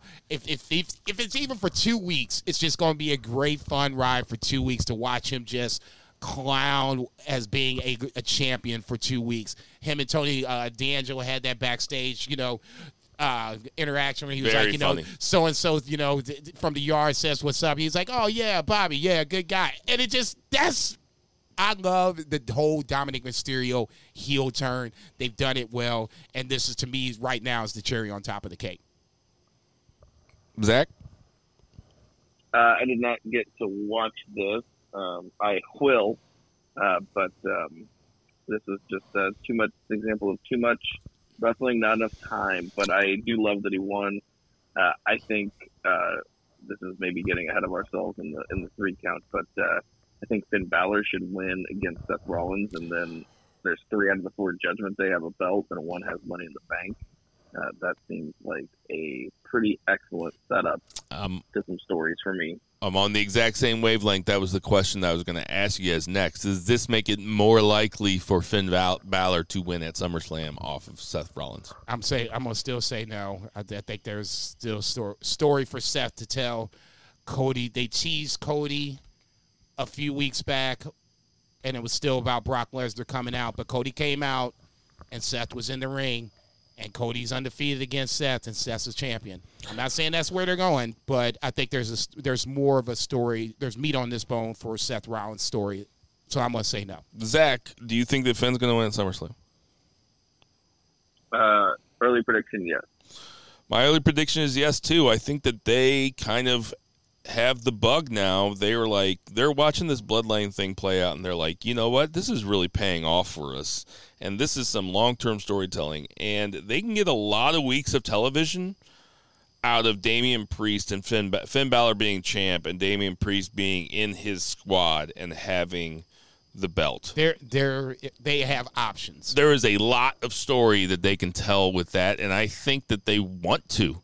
And listen, and I love the idea of that team being draped in gold, like Zach said. 3 champions and the Money in the Bank. That's fun. If it wasn't so close, if it wasn't so close, if it wasn't so close to the bloodline, I would say I would love it too. And I'm not saying if it happens, I'm not going to be, pissed about it. I like Judgment Day. I still say Triple H deserves a lot of credit from turning them around from a joke under the Vince regime to now where they are right now. Like I said, for me, it's not even really about Judgment Day. It's about Seth Rollins. And I think there's more stories to tell, more matches to have as him as this champion. I love the diversity in Judgment Day. You have just a small, angry Irish dude. You have a big, tall, fucking huge Puerto Rican guy. You have like an Amazonian, Australian dominatrix, and then you have like a fucking pretty tall Mexican like cholo dude. But like all of them are now talking like in Spanish, which I think is hilarious because Finn's Irish, Rhea's Australian, but like their gimmick is that like they talk Spanish to each other. I don't know. I just really appreciate that. I think that they have crazy chemistry, and it is really, basically what you're saying is what I'm about to say, is that they are a ragtag group. They do not look like they make sense together on paper before this happened at all. And now this is kind of becoming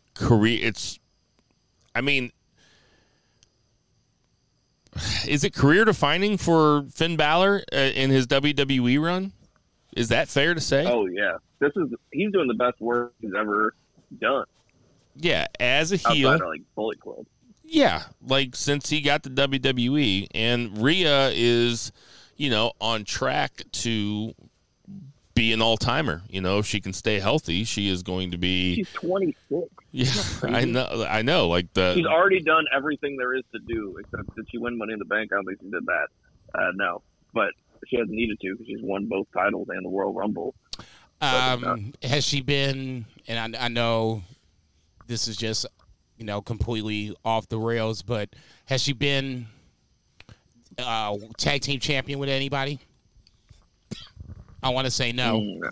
Asking the unimportant question. Has she main evented WrestleMania? Okay, that was the two things because I wanted. To me, it's like Triple Crown shit. You know, you got to be both champions, and then you got to be the tag team champions to be like the Triple Crown. That would like really start to set her above, you know, the Natties of the world. No disrespect to Natties, or I'd like to see her fight dudes. ASH that was a champion that nobody really remembers until somebody throws her up. I would love to see her fight men. I wouldn't be surprised that's next. Like, I wouldn't mind seeing her go for, like, the Intercontinental or something, as long as Gunther doesn't have it. Yeah, I was getting ready to say, I don't think we want to see Gunther versus But if it goes to somebody, right if it goes to somebody like Mustafa Ali or something at one point, like, I could see her wrestling guys like that. Okay. I could see her wrestling Finn Balor. Wow. Damn, we talking about a serious Judgment Day breakup. At some point, I think, what about that for WrestleMania? Is that just a mega high thought, something that can never happen? Finn Balor versus it's Rhea Ripley? Rhea Ripley is going to wrestle a man. It's just, right, for me, once again, Rhea Ripley has a story to tell and has nothing to do with intergender wrestling. Solo Sikoa would have been my vote, but that's just me. Okay, we had a triple threat match. They are having to see who faces for the U.S. title. They're having two triple threat matches, and the winners are facing next. There's a triple threat match next week too. So this week we had AJ versus Butch versus Pablo Escobar. Sorry, shit. What the fuck is his name? Hold on, Santos Escobar. Santos Escobar. I really did write P-esque. And I wasn't even high when I did it. Santos Escobar and Grayson Waller. Santos Escobar goes over. So he is facing the winner of next week, or tomorrow night, Mysterio, Sheamus, Cameron Grimes, and L.A. Knight. Who wins that tomorrow to face Santos Escobar to see who faces Austin Theory? I'll go first. I said that L.A. Knight was going to end up winning this U.S. title, and I think this is the way we're doing it. For the guys that we're setting up next week's match, Fatal 4-Way, 3 guys had taped promos, but 1 guy had a live promo in front of the crowd, and that was L.A. Knight. I think they were already kind of hinting that he's at least winning that. He and Santos, I think, if I'm not mistaken, they were both in the Money in the Bank, so that's a Money in the Bank rematch. Austin Theory is really starting to feel like he's just holding this title, waiting for L.A. Knight to take it off of him. L.A. Knight is white hot. If it wasn't for the bloodline and maybe Cody, Seth, now we start talking L.A. Knight. I think it's L.A. Knight's time to go ahead and take this off of Austin Theory, and then you just have to figure out what you do with Austin Theory from that point. What do you think, Zach? Oh, yeah, totally. Austin Theory, he's not done, like, a bad job or anything. He just is not getting over. Like, they put him over Cena at WrestleMania, and they have him with the title, and LA Knight, they just beat all the time, and he's so over. It's just one of those things, man. It's just it's not working with the crowd. Like Theory needs something else. Something with his gimmick. He's got to do something else. But LA Knight's hot right now.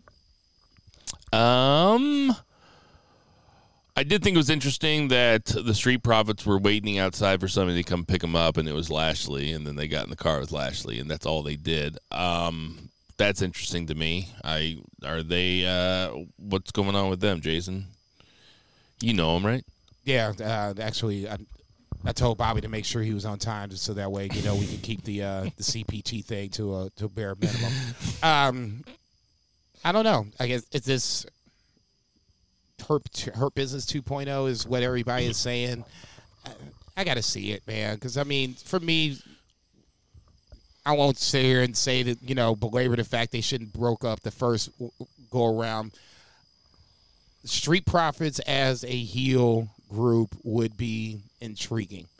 Bobby Lashley going back and forth from face to heel leading up to WrestleMania doesn't help. But if you bring MVP in and Omos as the heavy, I think that's something you can work with. Bloodline is gone, and Judgment Day can't be on both shows. This is a good time. If you're going to do it, it makes sense. So, well, why not? I'm glad that you mentioned MVP there because, Zach, I'm going to ask you, if they got the Hurt Business back together without MVP, just Lashley and the Street Profits, would that actually be the Hurt Business? Or do you need MVP to be the Hurt Business? I don't think you need MVP to be the Hurt Business, but, I mean, he certainly enhances it. I'm intrigued to see where that goes. Kind of a uneventful Raw. I mean, it was a good Raw. It was a hot crowd. Looks like Ciampa. It looked like they were doing a Nakamura, Bronson Reed, Ricochet feud, three-way feud, but Ricochet got peeled off into Logan Paul, so it looks like Tommaso Ciampa is getting added into that little three-way feud they got going there. That's cool with me. Ciampa gets some play.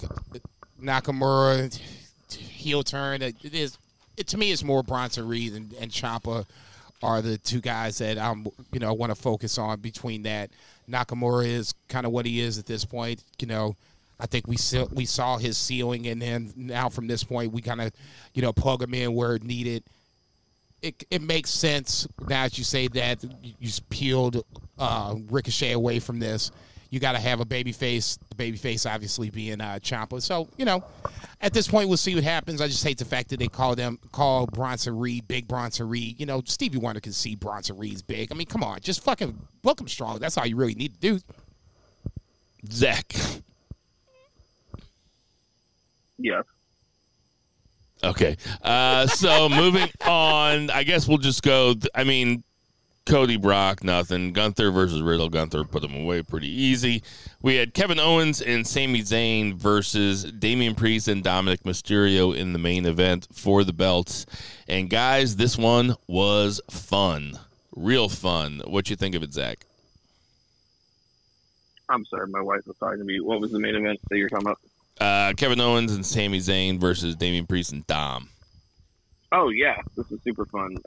I love just – even though it's always funny that you're always like, oh, you didn't have an idea for the main event until Kevin Owens got mad in the middle of the show. It's still a fun gimmick that he just, Sammy, knows what he's going to do. And he's like, yeah, go ahead. And he's like, here.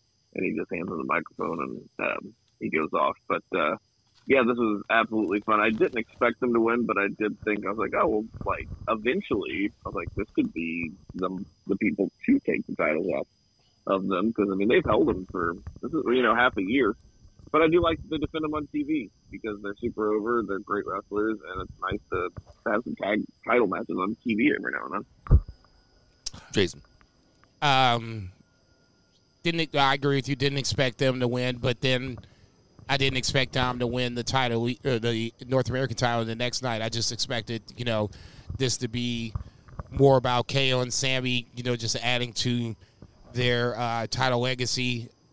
I don't think we're at the point where we're going to ask the question who beats KO and Sammy, but we're getting there. WrestleMania wasn't that long ago, but it's slowly but surely getting that further and further away. SummerSlam's creeping up here in a little bit, so they have at least gone from one major pay-per-view to the other. That being said, I thought this match was good. I thought the match that might have been a little better, depending on what you like, was Alpha Academy versus the Viking Raiders. Not a huge fan of the feud, but I thought the physical match itself, I thought was one of the best matches of the weekend. Of the week, I'll go that far. And I'm glad that the Viking Raiders, they booked them to win Viking rules matches. I was going to say it's their match. They better win that shit. What the fuck? How you going to lose your own step match? I don't expect them to beat Alpha Academy at, Greco-Roman style wrestling, where you get points and stuff. If it was Jeopardy, I would expect the Viking Raiders to lose. I would like to see Chad Gable and Otis actually wrestle each other, though, amateur style wrestling, because they were both super fucking good. Yeah, that would be fun to watch. But no, that's the other match that I wanted to talk about. Really, outside of that, it wasn't really much going on Raw. They're kind of the women's title switch is the other thing. Chelsea and Sonya defeat Liv and Raquel for the titles. Setting up Raquel versus Rhea at SummerSlam. So, yeah, I was wondering how they were going to do that. They teased it the last week or whatever with a stare down. This week, where Liv once again starts, talking shit, and Rhea just yaks her and then attacks Raquel. I thought that was the funny shit. I think they both end up being title contenders to Rhea, and that's why I'm saying about Rhea Ripley facing men. It's going to be a little bit. We got to get to that point to where she runs through the division first. Yeah, and then, I mean that's. If that happens, that's way far down the road. Yeah, for sure. But, yeah. So, WWE proper is in, they're in their pre-SummerSlam thing. They're moving up slowly. So, not a whole lot more going on there. So, that's going to do it for our 3 count. 1, 2, 3.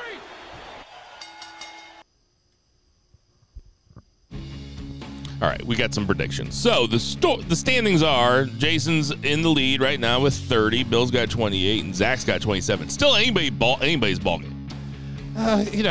Just doing my thing, and just grinding like I do in real life and predictions, baby. So, just put points on the board. Not only is there a Rampage, not only is there a must-see Collision, not only is there SmackDown and Raw, not only is there 5 nights of G1, but they decide to throw in an ROH pay-per-view this week. Keep your motherfuckers on your toes, baby. That's okay. So Death Before Dishonor is this Saturday night. So, okay, we have Mogul Embassy for the ROH 6-man titles. Mogul Embassy versus Master Wato, Taguchi, and Leon Ruffin. Jason, who you got? Whoa, okay. This is apparently probably going to happen tonight. I'm going to take the Embassy. I think it has to be in this scenario. A lot of people, I'm not sure who watches ROH, but for me, they're that team ahead of the Lucha Brothers because we haven't seen the Lucha Brothers in a while. They're the team that we see defend the titles. They feel like the most dominant 6-man team in ROH. So, yeah. Good to see, my New Japan guys come over, throw in Leon Ruff as that's a name I haven't heard in a hot minute. But neither here nor there. I'm going to take the Embassy for the win. Zach, who you got? I got the Embassy. I can't imagine a ragtag group of guys, even if it is the new junior potential 8, winning the three way. Hey, man, I was about to say, we got a former North American champion in that mix, man. You better put that some respect. And what happened last time we put a belt around his waist and fell down to his ankles? I got the Mogul Embassy also. We have the Righteous. I don't know who they are versus Dark Order. The Righteous have Stu Grayson in them, so I guess there was some sort of split at Dark Order. Probably on a show that they just let Dark Order wrestle and they tell them it's going to be on YouTube, but they probably don't air it. So, Jason. Oh, Jesus Christ. No, that is not the case. There was a story to be told. Stu Grayson was having problems with the Dark Order, the Righteous being Dutch and Vincent from the ROH before it's closed down. Before the pandemic or whatever the case may be. Stu Grayson has now come over to their side. So they're a trio. They're called basically the Righteous. I'm not sure that Stu Grayson is going to be on that side long enough or not versus the Dark Order being Silver, Reynolds, and Evil Uno. So that's basically the setup for this. Hey, man, look, man, don't be mad because I watch it all. In this scenario, it's a coin flip. I'm going to take the Righteous. It feels like it would be a good time to establish them as the ROH team. Dark Order pounds us here from there. We can run this back at some point. I'm going to give them round 1 to the Righteous. Okay, I'm taking the Dark Order. I do think that they give Dark Order, they're like, hey guys, this is on a Tuesday night blackout. Go ahead and get out there and wrestle. And they're like, don't we get a referee? And they're like, yeah, we're taping it. Don't worry about it. We'll say what I have to say. I'll take the Dark Order. Who you got, Zach? The equivalent of like handing your little brother a controller that's not plugged into the console. Oh yeah, you're doing great. I got Righteous. I think Dark Order is going to keep taking L's until they do something with them. They were losing to the Elite. They lost Hangman. I think they're just going to kind of just keep getting beat down until they do something. Maybe it's a heel turn or they change names or something. I don't know. Samoa Joe versus Dalton Castle for the TV championship. Who you got, Jason? No, you know what? I'll go first here. I'm taking Samoa Joe. Jason. Well, damn, that answers my first question because that was going to be the ROH final, Shane Taylor versus Dalton Castle. I kind of thought it would be Dalton Castle. I was hoping Shane Taylor, neither here nor there. At that point, I would still take Samoa Joe. I just not much meat on this bone as TV champion, but I would be hard pressed to see him losing to Dalton Castle. I would have to see a way that Dalton Castle takes advantage of an injury. You know, Samoa Joe, you know, busts his head open, something like that. Dalton takes advantage of that. Outside of that, I'm going to take Samoa Joe. Zach? I got that fat ass Samoa Joe. Wait, shit, man. Damn. It's gonna be it'll be a low key banger though. This would be a good match. Yeah, I think all bullshit aside, Dalton Castle can go. I just think it's still Samoa Joe's time to run the belt. What I also think will be a good match is Shibata versus Daniel Garcia for the Pure Championship. Shibata is the current title holder. Zach, who you got? I think Shibata retains. I think it's good to have him hold that for a while, and you know, Daniel Garcia losing to Shibata is not a big deal. Daniel Garcia is one of the featured dudes, but just not there yet. Jason? Yeah, I'm going to agree with 3-Beer on this one. I like Shibata. I like the fact that they're keeping him as champion, but he doesn't wrestle a lot. And that's a good thing. You know, him coming back to wrestle to begin with is, you know, an amazing accomplishment to begin with. The fact that now he's champion is even better. So we want to keep him, you know, healthy as long as humanly possible to have good matches in it. This being a pure wrestling match should be one of the better matches on the card. So, yeah, I'm looking forward to it. Man, Garcia's just getting better and better, and being in matches like this are going to make him better. I got Shibata retaining. To kind of piggyback off of Zach's point, like, Garcia's not going to be a difficult... It's weird because he's this young, but it really doesn't feel like these losses are hurting him that much. It seems like they put a lot of faith in him, and also, remember when they almost turned him babyface and they kind of balked at the last minute? Mm-hmm. I think the crowd's, like, ready to cheer for him, and that dance thing is going to get over. And he is going to be a big-time babyface for them in the near future. No, you said it, and I think we were talking about Stone Cold, where you got to have a good heel run before you have a good babyface run. Stone Cold, Rock. I'm not saying that Daniel Garcia is going to be in that same vein, but he's having a really good heel run.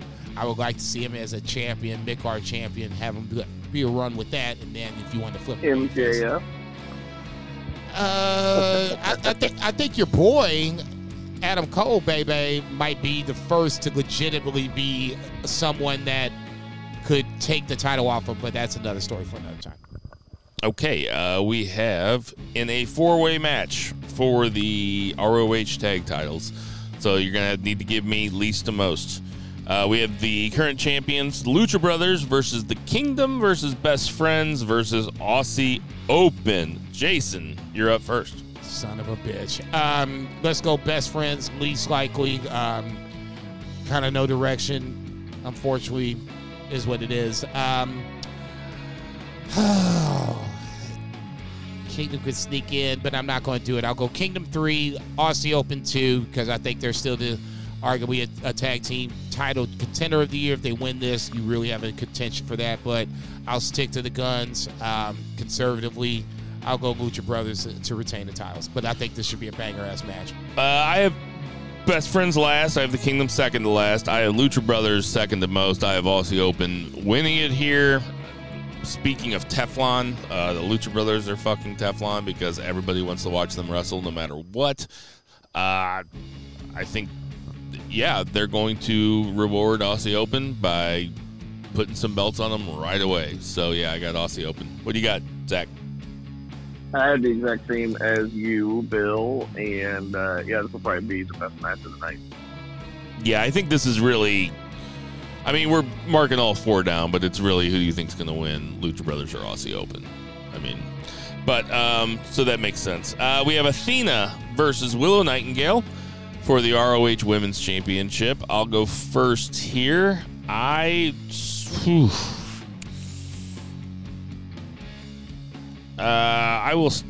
go with Athena here. Maybe make Willow chase it a little bit because she is over with the crowd. The crowd does like her. Jason, who you got? Said that Willow winning the Owen Hart tournament, you have to do something with it. This would be the time to do it. Against my better judgment, I'm going to go ahead and pick the upset. I'm going to take Willow to upset Athena to win the ROH Championship. I'll be really surprised they do that. For me right now, Athena is, across the board, the Women's Wrestler of the Year. 29 wins, losing up to the point of losing to Willow. Basically just romping through ROH like she owes, everybody owes her some money. So if you want to do it, this is the time to do it. You built up the title, you built up Athena, and here's Willow in a chance to where you want to make her a big-time babyface. This is the chance to do it. I'm going to take Willow. Zach, who you got? I like that. I hope it's true. I am going to pick Athena, though, just because Willow beat her last time to set it up. And I don't know. I really do hope. I'm kind of like going against my heart here, but I'm going to go with Athena. All right, and then last but not least, certainly not least, we have Claudio Castagnoli versus the Bastard Pac. I believe it's Zach's turn to go first. Zach, who you got? I think it's going to be a great match, but considering it was booked last night, basically, it's definitely going to be Claudio. This is just one of those things where, I mean, you could do the upset, not even an upset. You could do, like, the surprise thing and, like, but I don't know that Mark was losing or was going to win the title either. I think, Claudio's, they got him pretty solidly there. I don't know who he loses that to. It's just tough because ROH is just such, like, a distant third in American wrestling. And that's just American wrestling. It's like fifth on the list of things that I'm watching, and which means I just basically never watch it. So I don't know, weird. I think they probably would have had Eddie Kingston in that spot if he wasn't asked to be the G1. Circle gets they probably would have had Eddie Kingston in there, and they probably would have had Eddie winning. So I think Eddie's the one to take it off him when he gets back. Yeah, it's like why was this pay-per-view not even on my radar, really? Jason, who you got? I think you got to go Claudio on this one. If it wasn't Eddie Kingston, Mark Briscoe was probably your second best bet, and I still really wasn't sure if Mark Briscoe was going to win it. Then obviously, Three Beard throws that shit out there where he's Mark Briscoe's hurt, Pac takes his place. Now everything makes sense. It's going to be a really good match. Pac is one of the strongest guys pound for pound, and he's going to give Claudio all kinds of fits. But, yeah, I would be very surprised if Claudio drops the title tomorrow night. Yeah. My initial thought was, well, Claudio was going to beat Mark anyway, so he's going to beat Pac. And then I kind of started thinking about it. I was like, man, I don't know. Death Before Dishonor is one of their biggest shows. That might be the time. Mark never lost his tag titles, so him getting a title shot would make sense in a kayfabe sense. And I don't know. It would have made sense to put it on Mark Briscoe, I think. I don't think it's going to be Pac, though. I think that Claudio wins this. I'm going to watch the hell out of this match, though. I mean, there's so much fucking wrestling. But I am going to watch the hell out of that match. Very, very fun pay-per-view. So, a lot of the same picks there. Not too much by the way of variety, but we will be talking about it next week. So, see, I was trying to be all smooth and turn that down and then wait till it was done, but it was still going. So basically, the roadcaster just looked at me and said, Fuck you. I ain't done. All right, everybody. We got some birthdays this week. We got Adam Rose is 44. Gianno Vinci is 33. The Fabulous Moolah, R.I.P., would have been 100. David Von Erich, R.I.P., 65. HBK is 58. Fandango is 42. Kenny King is 42. Akira Tozawa is 38. How do you think Akira Tozawa would do in the G1? I don't think he weighs enough, man. He's going to have to be in the BSOJ. Okay, I'd watch that too. He's 38. Torrey Wilson is 48. Zack Sabre Jr. is 36. Angelo Dawkins is 33. Finn Balor is 42. Roderick Strong is 40. And Marty Scurll is 35. Roddy Strong and Speedball, if you haven't seen it, go to YouTube. Pretty dope. Hey, everybody. I know there's tons of podcasts to listen to, so we appreciate you guys listening to our podcast. For Aaron the Wife, for Millie the Cat, for Xenia the Cat, for Reba the Dog, for Edna Mae the Baby, for Vice, for Tender Mahal, for the event Fighting for Allison last week. Double check. Great job, Tender Mahal. For Tender Mahal, for Murray the Murrayman Murray, for Patriot Pat. Black Lives Matter. Support your local weed dealers. Support your local restaurants. Double check. That guy. Oh, for Two Beard Zach Pullman, for Jason Cornelius Bell, I'm Bill Baggy, and Boo the Heels. Boo, bitch. Really lost my train of thought I was there. like, that guy.